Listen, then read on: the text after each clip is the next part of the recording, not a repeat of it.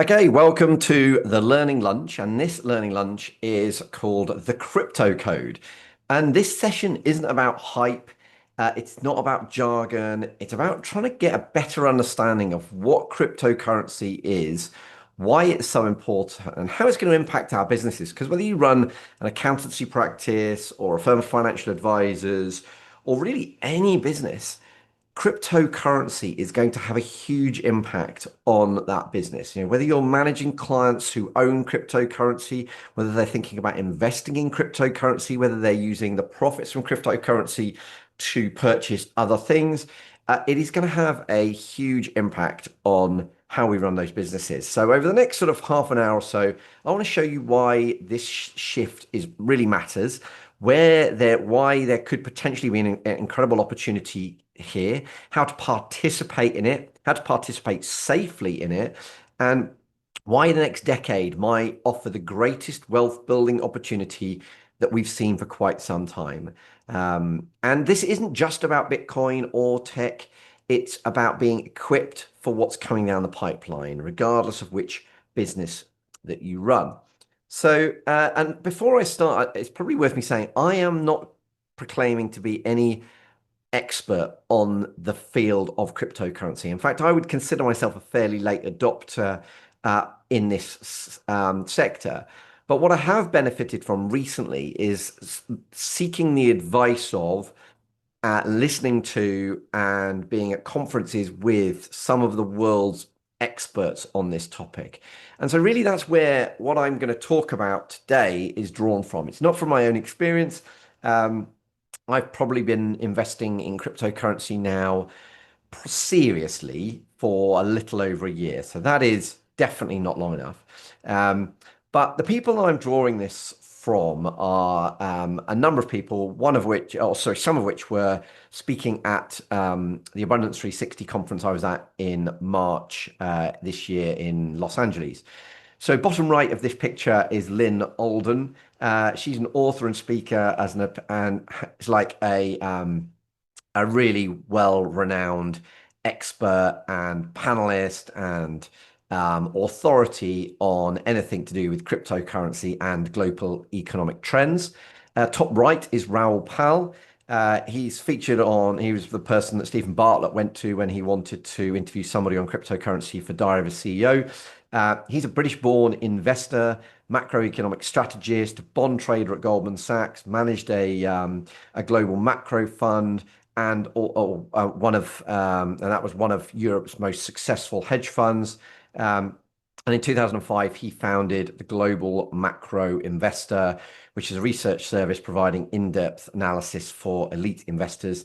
And he also co-founded a thing called Real Vision, which provides in-depth interviews and analysis on global finance and economics. Then you've got Anthony Scaramucci. He's top left of this picture. He is an American financier and broadcaster who briefly served as the White House Director of Communications in 2017. He worked at Goldman Sachs in investment banking, in equities, and in private wealth management divisions. Bottom middle is Peter Diamandis. He's the guy that runs Abundance 360. He's a leading tech investor, and he's been talking about cryptocurrency at A360 as long as I can remember. So he was definitely an early adopter. Then we come to Bill Barheed, I think is how you say it, top middle.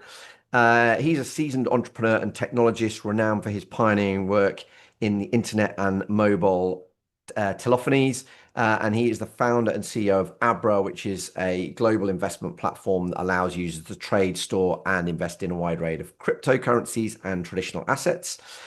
And then bottom left is Michael Saylor. Michael Saylor is an American entrepreneur, author, and philanthropist, best known as the co-founder and executive chairman of Strategy, which used to be called MicroStrategy, which is a business intelligence firm that he founded in 1989.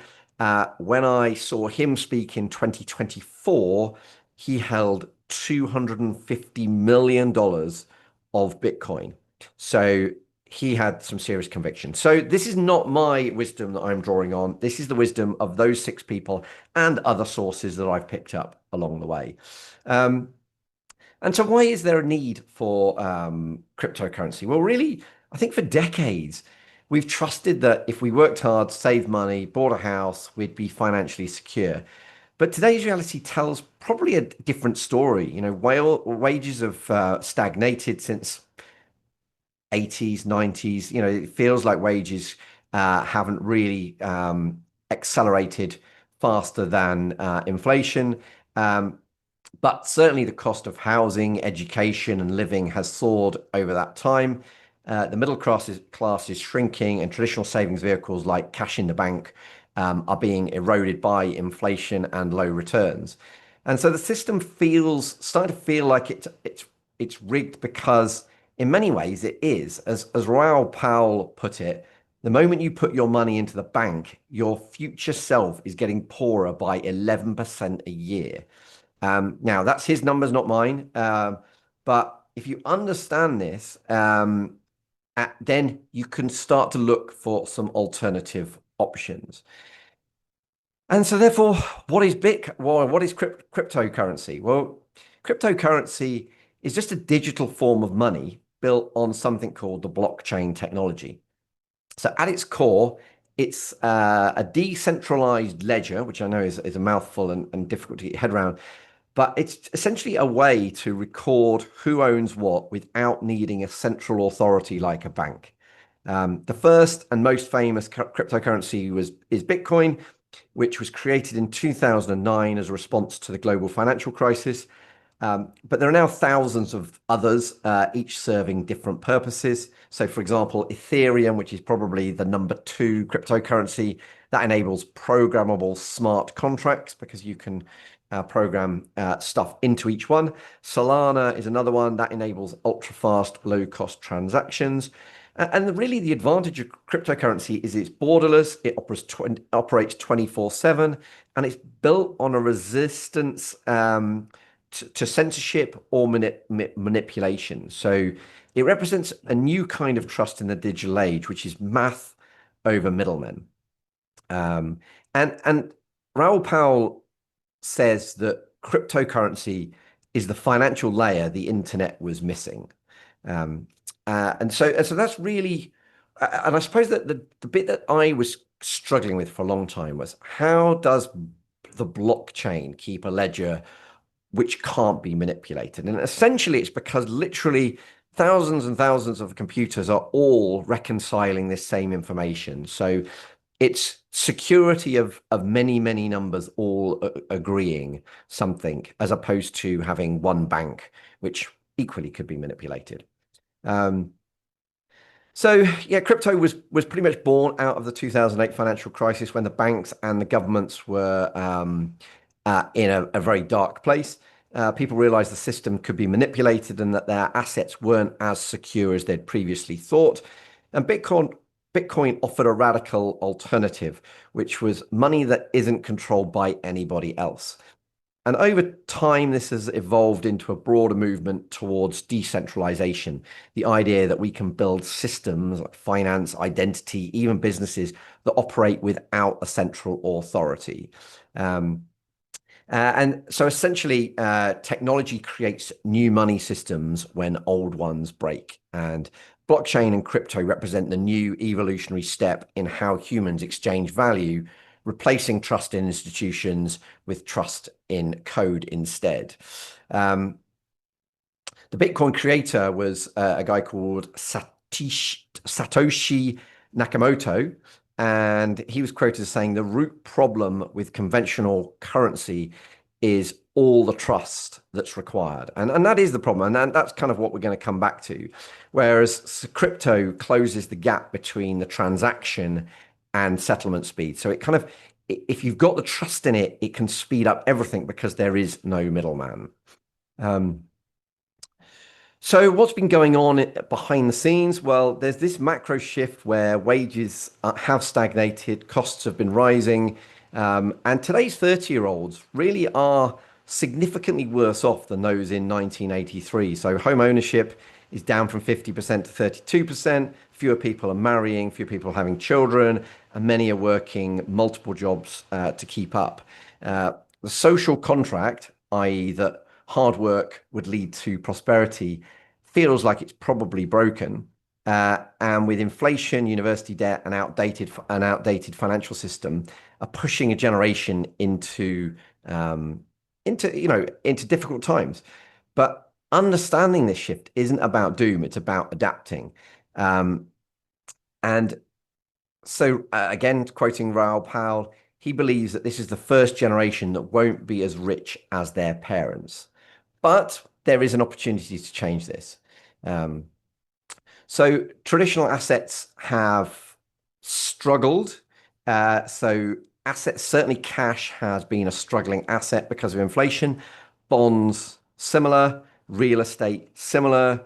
Gold, considered very safe, but really hasn't generated any real returns over and above inflation. Um, Equities really still provide the one solution, but do you want everything in equities? Probably not. Um, so therefore, what we need to do is look at alternative assets. And one of the things that is a turning point, I think, for cryptocurrency is that institutional investors like BlackRock are pivoting towards digital assets like cryptocurrency. Well, why are they doing that? Because crypto actually offers better scalability, liquidity, and upside potential. Um, and Raoul Pal is comes from a traditional investing background, and he believes that the 60-40 portfolio is dead. The old playbook is broken, and it's time to learn some new rules. Uh, and crypto is the exponential asset class that he believes will add that game-changing element. Um, so let's look at the case for crypto then. So what makes it so compelling? Well, in a word, scarcity. Bitcoin has a hard cap of 21 million coins. Most currencies, traditional currencies like the dollar or the pound, by contrast, are being printed in unlimited quantities. Crypto is also a global solution. So therefore, if you don't trust your government, then or your local currency, then that doesn't, crypto is not affected by that. It's permissionless and it's 24/7. Unlike real estate or stocks, anyone with a smartphone can access it. It's programmable money, useful for contracts, lending, and even AI agents in the future, something I'll come back to. And Lynn Alden explains that crypto introduces sound money back into the system. So hard to debase, easy to transfer, and decentralized by design. And so if you think about all of those countries, and Lynn comes from Egypt, she quotes a business owner who has successful business, doesn't trust the Egyptian currency or government, and therefore he keeps a huge amount in cash. That trust in his government is unlikely to return quickly, whereas that money can flow into a safer environment than under his mattress into places like cryptocurrency. Uh, and obviously, there is many countries around the world where you would say that the local businessmen don't trust their currency or government, and cryptocurrency has to be one of those solutions. Now, are we too late in this? There's a few of us sitting here thinking, and I was certainly one of them going, I've missed the boat on this. Well, crypto is still growing at twice the speed that the internet did. And I know that most people think that they've missed the boat, but I'm going to share with you some numbers at the end of this learning lunch. I think will make you realize that you really haven't, if these numbers are to be believed. So apparently there is about 500 million crypto wallets that exist globally, but that's out of 8 billion people on the planet.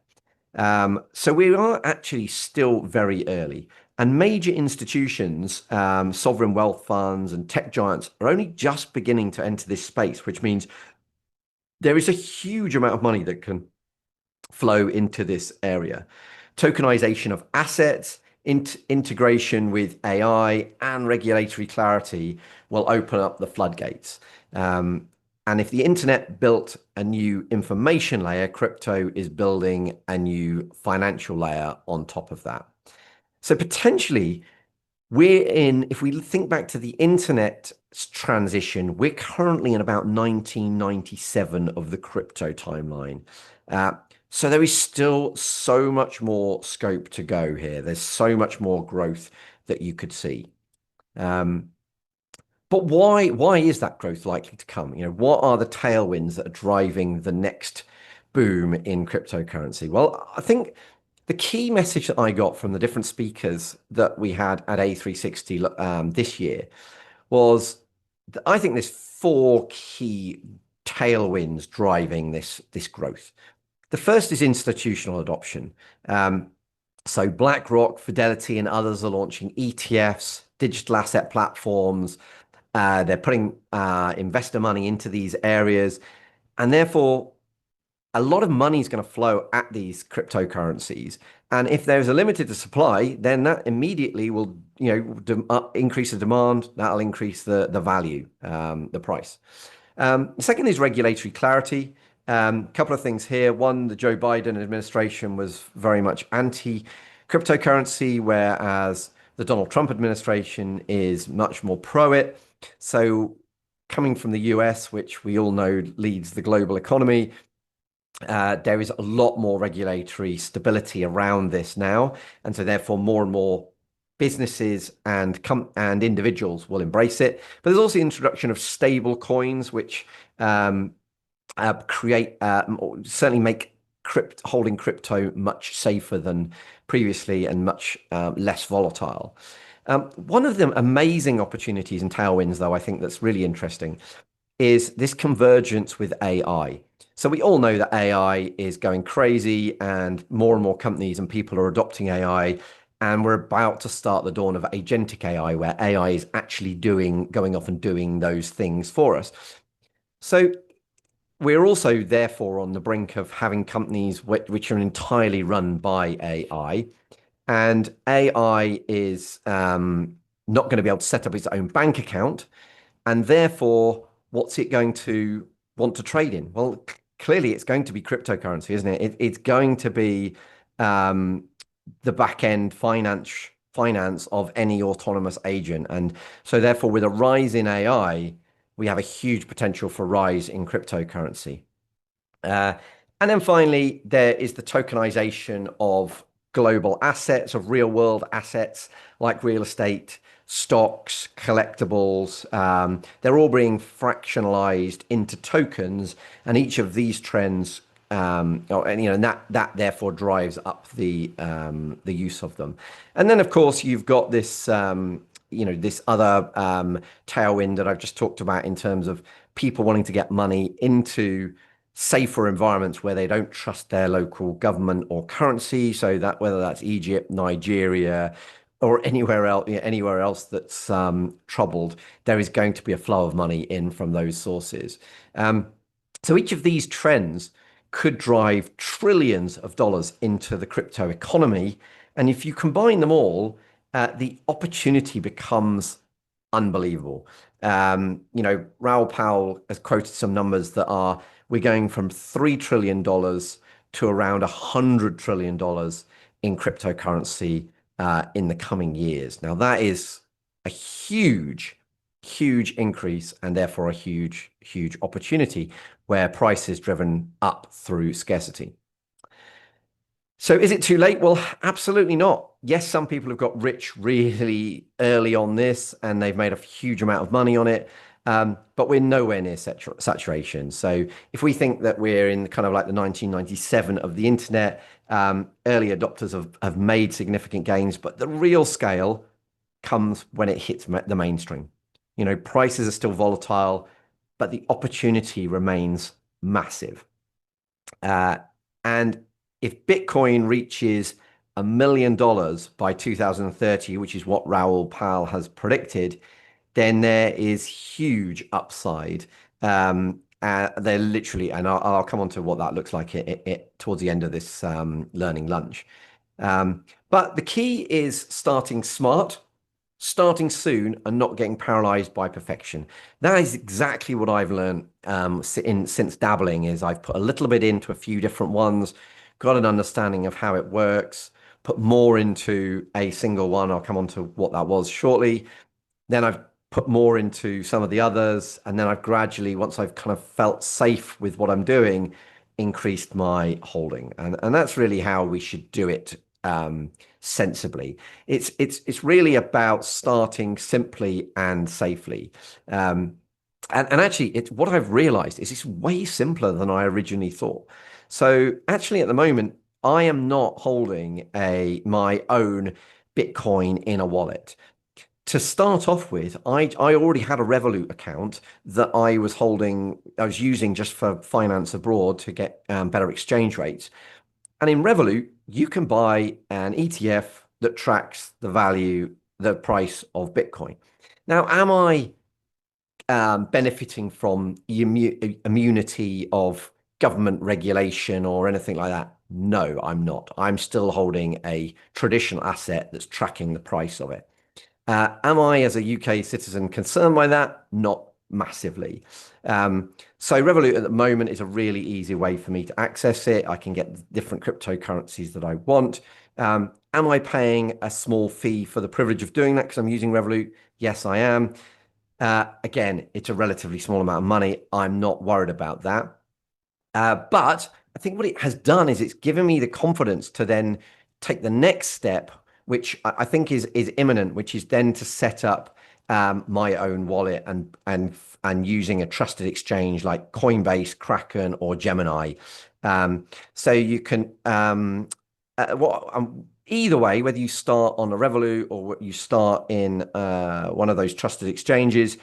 You can start by buying small amounts. You don't have to buy a whole Bitcoin. You can start with £10, £50, whatever works. The first the first Bitcoin I bought, actually no, that's not true. I bought a little bit myself, and then at the end of a golf tour where we'd got some money left in the kitty, we decided to pick some more obscure cryptocurrencies and just see what it would look like a year later. We made a little bit of money, not a lot. Um, but again, it was all done on Revolut. It was really, really easy. And when you once you've you can look for what I've learned is I think the way to start is to focus on Bitcoin and Ethereum. Bitcoin and Ethereum are like the pound and the dollar, or probably the other way around. Bitcoin is probably like the dollar. The Ethereum is probably like the pound. They are the two most established uh, cryptocurrencies out there, and therefore those are the two to start with. I'll come on to some others that you could play around with that are a little bit more, slightly more obscure from that. But I would say at this initially stick to those key ones. Solana probably being third. The most obscure one I hold, or the most obscure ones I hold, are Doge, which is the um, one I think that was created by Elon Musk. I might be wrong in saying that. And Sui, which was one that was recommended by Raoul Powell, which has done phenomenally well since I bought it.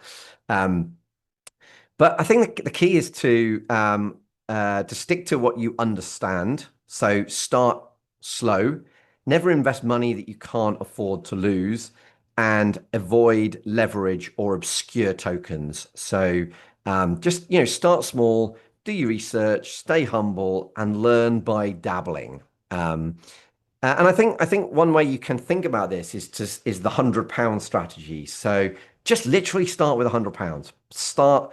The goal isn't to get rich through that £100. It's to learn by doing. Choose a trusted platform, whether that's Revolut, whether that's whatever. Maybe put £50 of that in Bitcoin and 50 in Ethereum, or maybe 25 in Ethereum, 25 in Solana. Something really simple. And this is your sort of skin in the game, and it helps you sort of. I've really found that helped me get a feel for what was going on and how it worked. Um, and it just kind of reduces your risk, builds discipline, And it's learning through ownership. And I've certainly found that that's been really powerful for me because then when I've become comfortable and understood it, that's when I've added more in. Um, and so what would you pick? Well, I've sort of covered it already, but with 20,000 cryptocurrencies to pick from, it can be a pretty daunting place to start. So just stick to the easy ones at the start. Stick to Bitcoin because it's the original and probably the most secure. Ethereum powers most smart contracts and decentralized apps, so that's a really good one to go after. Solana offers the high speed, low cost transaction, so that's another obvious one to go after. Um, there are stable coins like USDC or USDT that you may want to consider. And just avoid any meme coins, hype tokens, or anything promising guaranteed returns. Um, and then just diversify a bit. Like I said, another one that I've got is Sui that was recommended by Raoul Pal that is currently going great guns. I have just bought some and held it. And I think that's really, really the key. Um, and one of the messages that I picked up from A360, which is kind of still ringing in my ears, but I haven't actually actioned, is they say not your keys, not your cryptos. So at the moment, if I don't own the actual crypto, I'm tracking the price of it through my Revolut account.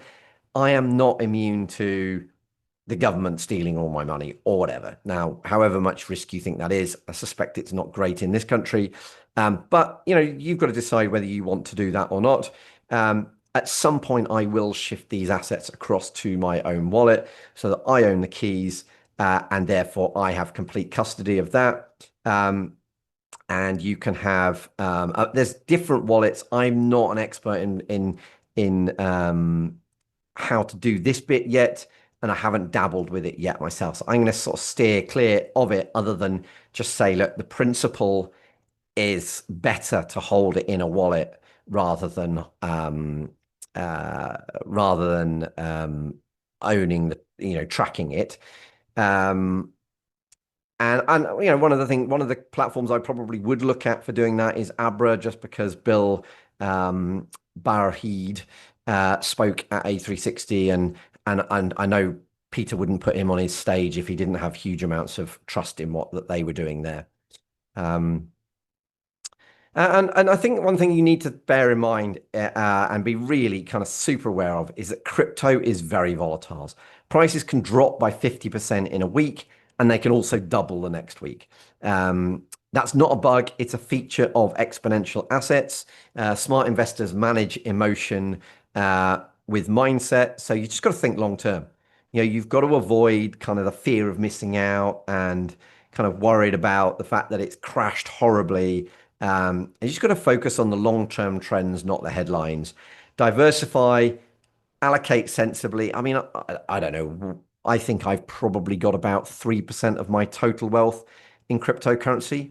I'll come back to what some of the others have in a minute, but don't overdo it at this stage. But I think it's an asset class that has to be in there for me anyway. Um, but Lynn Aldrin put it really nicely, which is the volatility is the price of admission. If you want to benefit from the rises in cryptocurrency, you've got to be able to put your tin hat on and just ride out the volatility and ignore the fact that it might be worth half what it was the week before. And you just got to remember why you invested, protect and grow your wealth as the world evolves and as cryptocurrency evolves. And volatility is normal in any new technology adoption. It's going to be erratic. Obviously we had the tech bubble of the 2000s because it overshot and it fell back, but it wasn't like the internet died in 2000, was it? The businesses flourished as a result of the internet long beyond the bubble that had happened in 2000. Um, so there is still risks and red flags that you need to be aware of. Crypto definitely has huge potential, but it's not risk-free. There are scams, hacks, hype tokens, and rug pulls that have burnt investors. So don't chase the next Dogecoin. Watch for sort of projects that watch out for projects that are promising guaranteed returns or celebrity endorsements, and always ask, what problem does this token solve? Who is behind it? Is there real usage? You've just got to consider, and also you've got to think about the security of any exchanges that you choose to use. Exchanges can be hacked, wallets can be lost. There's that infamous story of the guy buying his local recycling plant to try and find the key to his early Bitcoin holding because it now must be worth probably $40 million, if not maybe 100. So be aware of risks. Fraud isn't a crypto problem, it's a human problem. But when any new technology emerges, there are people that are going to try and make the most of people's lack of understanding or a lack of security. I think one real amazing opportunity, this tidal wave of AI that we're seeing is going to have a huge impact on cryptocurrency. I think what happens when technologies converge is amazing. So if you think about Uber, if somebody had invented Uber 10 years earlier, it wouldn't have gained any traction. But because Uber came at a point where everyone had a smartphone in their pocket that they could use to call their taxi, everyone had linked that to a payment system so they could pay for that taxi up front. Every car had sat nav and GPS so that they could map exactly where it was. All of those, it needed to be super fast mobile internet for that to be feasible. All of those technologies had to converge for Uber to be a viable business. And I think when we combine that convergence of AI and AI agents actually doing work for businesses and building huge businesses off the work that they do, and therefore wanting to trade using cryptocurrency, I think that is going to have a huge impact on all businesses. I think, you've got to really think about if you run an accountancy firm, financial advisory firm, anything that's kind of dealing in money, you've got to be really thinking, well, what is this? What is going to happen here? I also think that, if you're a financial advisor, you need to understand this and work out how you build this into your portfolios, because otherwise what's going to happen with the younger generation is they're going to come in, they're going to see you as pushing a product that doesn't have access to other things that they want. And in the end, they'll go, well, look, if your portfolio doesn't have cryptocurrency in it, then I'm going to go off and do that myself. And if I'm going to do that myself, why wouldn't I buy, a tracker fund, a global tracker fund, and do the investment bit, the rest of the investment bit myself as well? I really think that if we don't start adopting an approach to this, and I appreciate there's regulatory boundaries around how you do that, but I think we've got to work out how we build this into people's portfolio, because otherwise people will just become alienated and they'll see financial advisors as a sales agent to one solution, but not the whole solution. And ultimately, that was always the challenge of being a tied advisor versus being an independent advisor. You're pushing your solution as opposed to the best solution from the market. And I think we really need to make sure that that is incorporated into the investment so that you can answer that question for any client. So I said I'd throw out some numbers and predictions at the end of this presentation. So when at the end of Abundance 360's section on cryptocurrency, they brought back onto the stage Raoul Powell, Bill Barhyde from Abra, Lynn Aldrin, Anthony Scaramucci, and also Peter Diamandis was there. And they asked for predictions as to what Bitcoin would be worth at the end of 2025 and at the end of 2030. Now, at the time, so in March this year, the Bitcoin was at about $63,000. Its high was $100,000, but it was currently at that point $63,000. So here are the predictions of these guys at the end of 2025. So you will notice that, bearing in mind it was 63,000 at the time. At the moment, it's probably, I didn't check today, but actually while I'm speaking, I will do. Because that's the beauty of this technology. You really can check very, very quickly. So at the moment, Bitcoin is at £77,313, literally as we speak. Um, so their predictions by the end of this year, the lowest was Lynn at $100,000, uh, and the highest was Raoul Powell at $300,000. So if we take the average of, let's call it $150,000, from March to December, that would be 100% return on your money. Um, and then by the end of the decade, so 5 years, and again, the predictions are somewhere between 1.5 million and 500K. Peter wasn't quite so confident to actually throw a number out there. He just said high, but let's call that an average of 750,000. So that is from today a 10x return on your money. Now, of course, like we've already said, these are not guaranteed. They're people's predictions.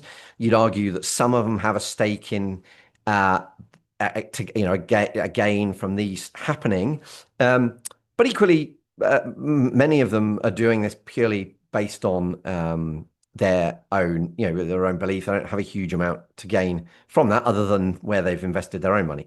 But if you can find me another asset class that is likely to generate a 10x return on your money in the next 5 years, I think you would probably struggle. And even if that is 5x return, it's still a phenomenal opportunity. So one other question that these guys were asked was, what percentage of your assets do you hold in cryptocurrency? And I can't remember the answers for Lynn, Scaramucci, and Peter, but Bill and Raoul both answered that over 100% of their wealth, which means not only did everything they own was invested in crypto, but they'd borrowed against it and invested more. So I think Raoul was 110% of his wealth was in crypto. Now, if we take a step back, this is a guy that's been trained through the traditional investment returns. He's a Goldman Sachs bond trader, hedge fund manager. So he knows all of that traditional diversified investment approach. He understands the traditional asset classes better than most, and yet he's chosen to invest over 100% of his assets in cryptocurrency. That is serious conviction. Now, I'm not suggesting you should do that. I still think a much, much, much smaller amount of your portfolio should be in this place.